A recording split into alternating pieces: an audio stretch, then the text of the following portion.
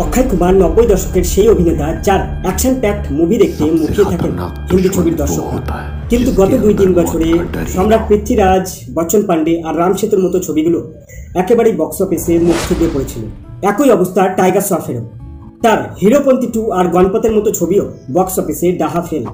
তাই দুই তারকারই ফ্লপের গেরো কাটাতে ভরসা এখন এই বড় মিয়া ছোট মিয়া ছবিটি।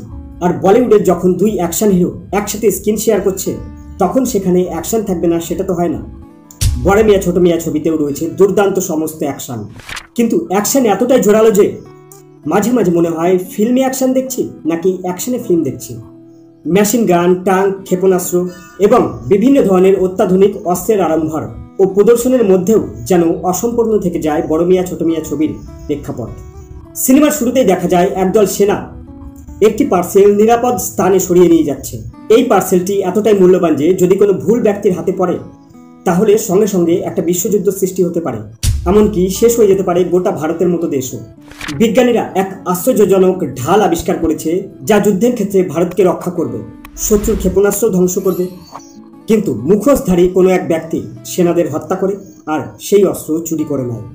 তখন কর্নেল আজাদ, যে চরিত্রে অভিনয় করেছেন রণিত রায়, তিনি বলেন এই বর্ম উদ্ধার বা এর মোকাবিলা করতে তার দুই সেনা বড় মিয়া ও ছোট মিয়া, ক্যাপ্টেন ফিরোজ আর ক্যাপ্টেন রাকেশই করতে পারবে। এই ছিল বড় মিয়া ছোট মিয়া ছবির মূল গল্পের প্রেক্ষাপট। অ্যাকশন ভরপুর সিনেমায় যেন ব্যাকগ্রাউন্ড মিউজিকও অতিরিক্ত, যা মনোরঞ্জনের থেকে বেশি বিরক্তিকর।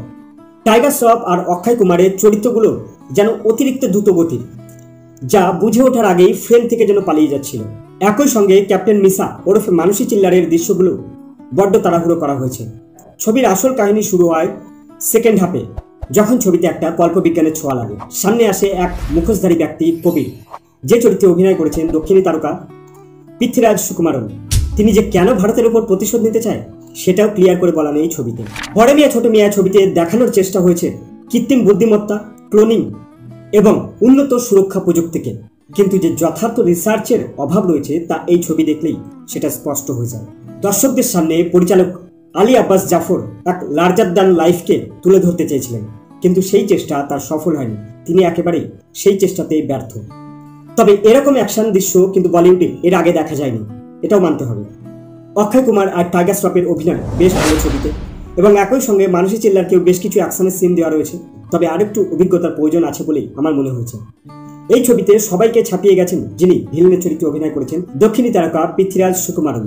তুমি যদি একজন অ্যাকশন মুভি লাভার হও তাহলে অবশ্যই এই সিনেমাটি একবার হলেও দেখতে পারো, না হলে কিছুদিন ওয়েট করো, ইউটিউবে চলেই আসবে।